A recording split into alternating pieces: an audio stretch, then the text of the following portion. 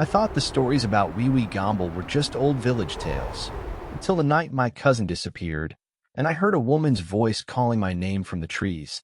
It started as a trip back to my mother's hometown, a quiet village nestled in the mountains of central Java, the kind of place where people still whispered old superstitions after sunset. I never believed in the stories, especially not the one about Wewe Gombel, a ghostly woman who steals away neglected children and hides them deep in the forest. My cousins warned me not to wander off after dark, and I laughed. But then my youngest cousin, Bima, vanished. We searched for days. The police found nothing. Then I began hearing things, soft cries echoing through the jungle at night, and once a lullaby sung in a voice that was both soothing and wrong. The villagers wouldn't talk to me, only shook their heads and shut their doors. But I kept digging, and the deeper I went, the more I realized that something was watching me. And worse, it wasn't angry. T was lonely. It wanted me to see what she saw. This true story takes place in Dusun Kalipitu, a small fog-wrapped village buried in the highlands of central Java, Indonesia. Though only a few hours from the nearest city, the village feels like it exists in another time. Electricity flickers more often than it works. Most houses are wooden, raised slightly above the mossy ground, and the air always carries the scent of damp earth and old smoke. Surrounding the village is a dense, ancient jungle, thick with banyan trees and bamboo, so overgrown that sunlight rarely reaches the forest floor. Locals refuse to cut certain trees, calling them baruni, inhabited. Crude wooden talismans hang from branches near the trails, carved with protective symbols meant to keep spirits at bay. After dusk, the jungle grows unnaturally quiet. Not even the crickets dare to sing. There's a school on the village edge, abandoned after several children went missing years ago. The building still stands, mold-covered and half-swallowed by vines, with broken windows and desks left as if class had just ended. No one goes near it now. Strangely, it always feels colder there, even in the heat of midday. Locals rarely speak openly about the disappearances. Their warnings come in gestures, doors locked at sundown, offerings placed on tree roots, and the way their eyes dart toward the jungle when a child cries. The village is wrapped in layers of silence and fear, as though something unseen moves just behind the tree line. This place doesn't feel haunted. It feels watched, like the earth itself remembers what was taken and mourns it every night. Arka never thought he'd return to the village where his mother was born. After she passed away, he felt a strange pull to reconnect with his roots, maybe out of guilt, maybe curiosity. With a borrowed camera and an idea for a short film about vanishing folklore, Arka set off to Kalipitu, expecting nothing more than quiet landscapes and old stories. What he found instead was silence. People avoided his questions. Children stared at him with knowing eyes, and every night he felt something drawing closer. Arka is logical by nature, shaped by a city upbringing. He believes in interviews, not omens, data, not spirits. But he's also deeply empathetic, a trait that makes him both relatable and vulnerable. He remembers being left alone often as a child, and though he brushes it off, he carries a buried fear of abandonment. When his cousin Bima disappears, Arka's sense of control begins to erode. His skepticism slowly gives way to obsession. He becomes desperate to understand, even as the village grows colder toward him. His nights are restless. He begins to sleepwalk. Once, he wakes up in the jungle, barefoot and shivering, with no memory of how he got there. What makes Arka compelling is that his journey isn't just physical, it's emotional. He begins as an outsider looking in, but by the end, he's entangled in something far older and more personal than he ever imagined. The lines between documentarian and subject, between reality and myth, blur. His arc moves from confident investigator to haunted witness, and possibly to something else entirely. By the end, we're left wondering whether he uncovered the truth, or if the truth chose him. They call her Wewe Gombel, but no one says her name after dark. According to fading village lore, Wewe Gombel was once a real woman, childless, shunned, and accused of witchcraft by the people she once called neighbors. When her husband left her for a younger bride, she wandered into the forest and was never seen alive again. But soon after, children began to vanish. And not just any children, the lonely ones, the neglected, the forgotten. Some say her spirit still walks beneath the banyan trees, searching for what she never had, a family of her own. But she doesn't steal for vengeance. She believes she's rescuing them. The entity that Arca begins to uncover is far from a generic ghost. She is a maternal force twisted by grief, a creature bound by old pain and powerful sorrow. Her appearance is ever-changing, sometimes beautiful, sometimes monstrous, but always unmistakably sad. Her arms, when glimpsed in the moonlight, are long and unnaturally jointed, designed to cradle multiple children at once. Her hair flows as if underwater, and her voice can mimic anyone the child longs to hear, a mother, a sister, even the child's own internal voice. She only takes children who are emotionally abandoned, the ones overlooked, scolded, or forgotten by the world. She comes when they cry alone. And when she does, no lock can stop her, no prayer can hold her back. What makes her terrifying is not rage or violence, but the illusion of safety. To the child, she feels warm and soft. Her lullabies calm, her arms protective. Even the jungle feels welcoming when she's near. But once taken, the children change. If they are seen again, and they rarely are, they speak in strange tongues, forget their names, or simply refuse to come home. As Arca digs deeper, he uncovers the chilling rules that bind her. She can't cross running water. She only appears where a child is cried alone, and she can never take a child who is truly loved. But there are ways to summon her, too.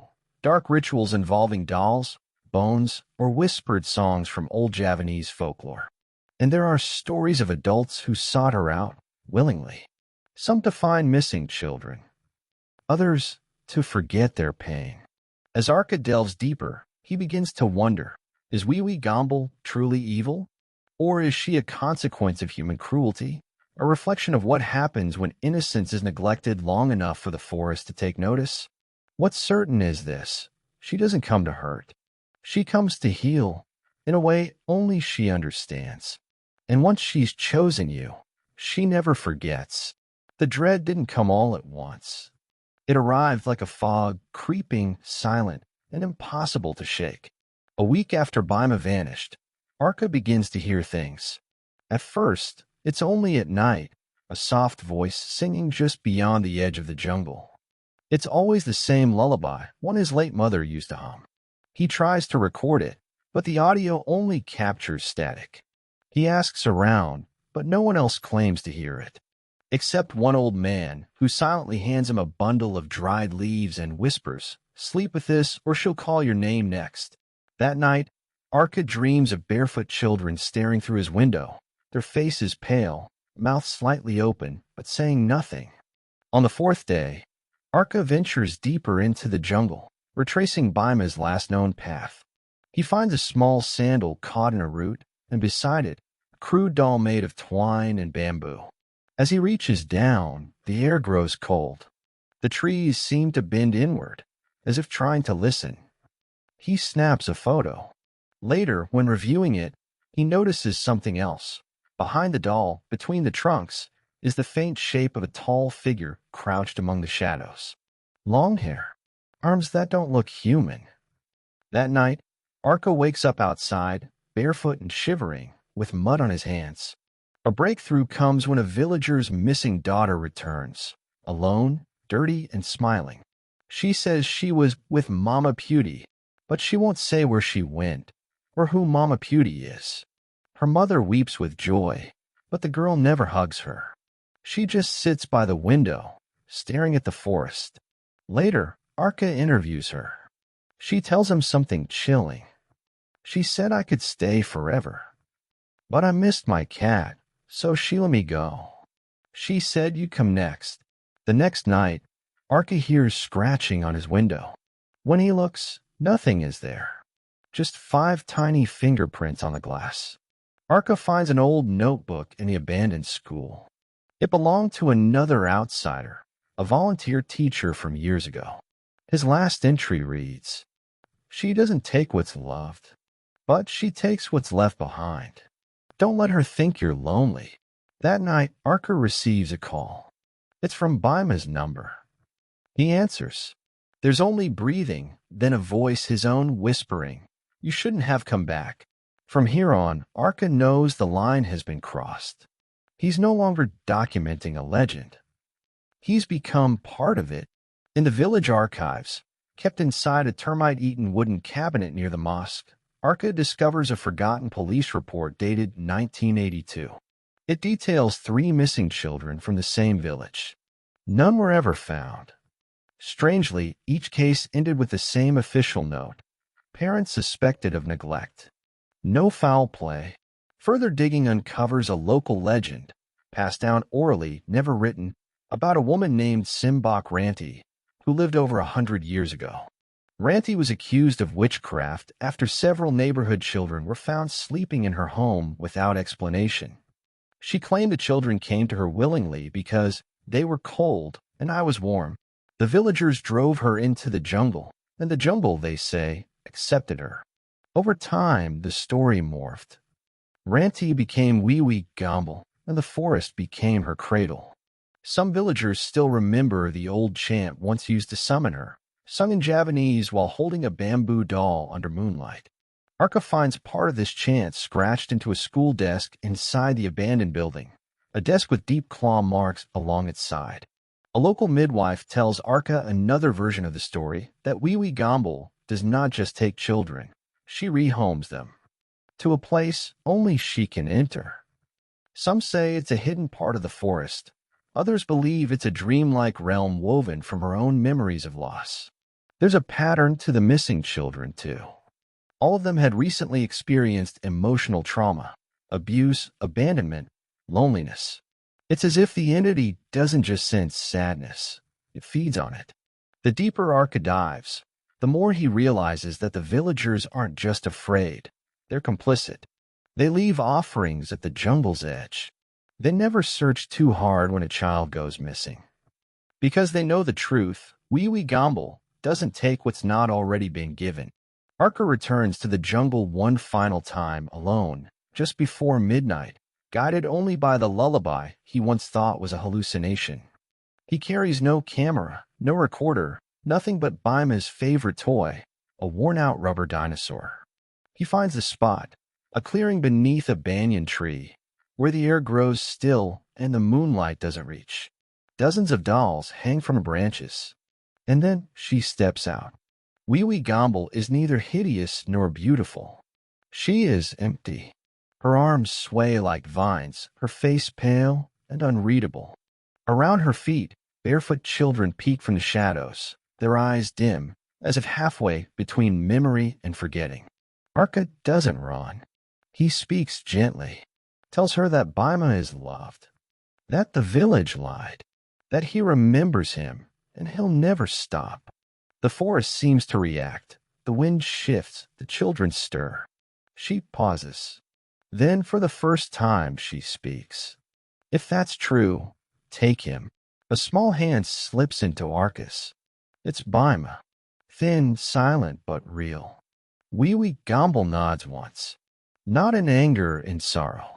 Then she turns, her body folding unnaturally into the roots, vanishing without a sound. The jungle exhales. When Arca brings Bima back, the village is stunned. No one says a word.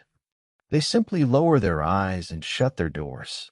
That night, Arca dreams of her again, not in the forest, but in his mother's kitchen, humming a lullaby while rocking an empty cradle. The next morning, Bima speaks his first words since returning. She misses you. And Arca realizes he left something behind that night in the forest. A part of himself he may never get back. I still don't know if I brought Bima back, or if something else came in his place. But sometimes, late at night, I catch him staring at the window, like he's waiting for someone. Or something. I haven't dared to ask who.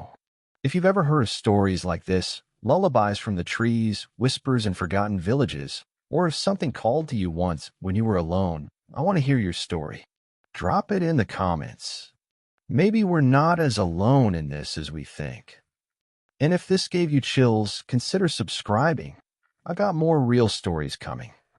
The kind that don't end when the video fades. Until next time, keep your doors locked after dark.